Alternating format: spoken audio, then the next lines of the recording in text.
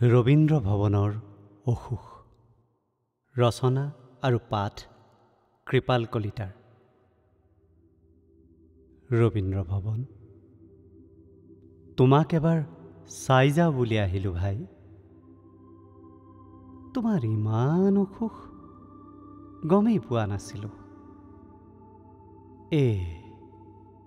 তোমাকচোন ভেণ্টিলেটৰত ৰাখিব লগা অৱস্থা।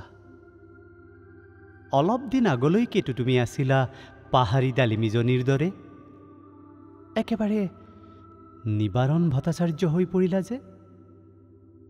বৰ কষ্টত আছা, সহ্য কৰা, উপায় নাই। এতিয়া সময় সহ্য কৰাৰেই।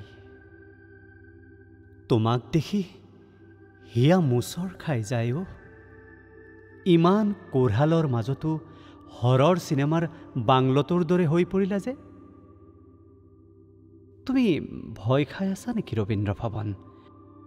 কোনো বহুজাতিক কোম্পানীৰ শ্বপিং মললৈ পৰ্যাবেশিত হৈ পৰা বুলি কেনেবাকৈ? সময়ৰ দাবী মানি যদি তেনেকুৱা হৈ পৰাও বেজাৰ নকৰিবা দেই ৰবীন্দ্ৰ ভৱন। সান্তনা ল'বা এই বুলিয়েই যে সুধা কণ্ঠৰ সপোন আছিলা তুমি। কবিগুৰুৰ নামেৰে তুমি ধন্য আছিলা। অসমৰ শিল্পীৰ তুমি প্ৰথম প্ৰেম। তুমি খাটি খোৱা শিল্পীৰ হাবিয়াস, তুমি শিল্পীৰ বিলাস।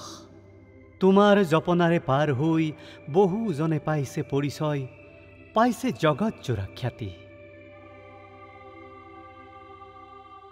তুমিতো জানাই এয়া সময় শিল্পীৰ বাবে নহয় ৰবীন্দ্ৰ ভৱন।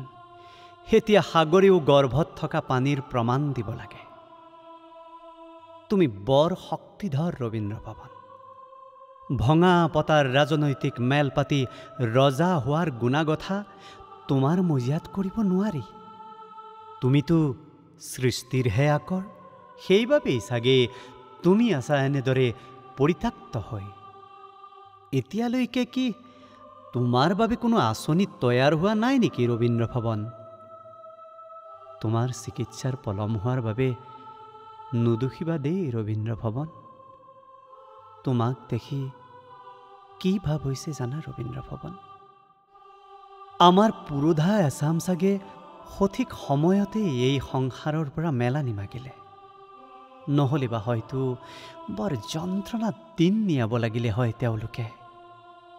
যিদৰে তোমাৰ এই ৰূপ দেখি চট ফটাই আছে অৰাজনৈতিক শিল্পী সমাজে।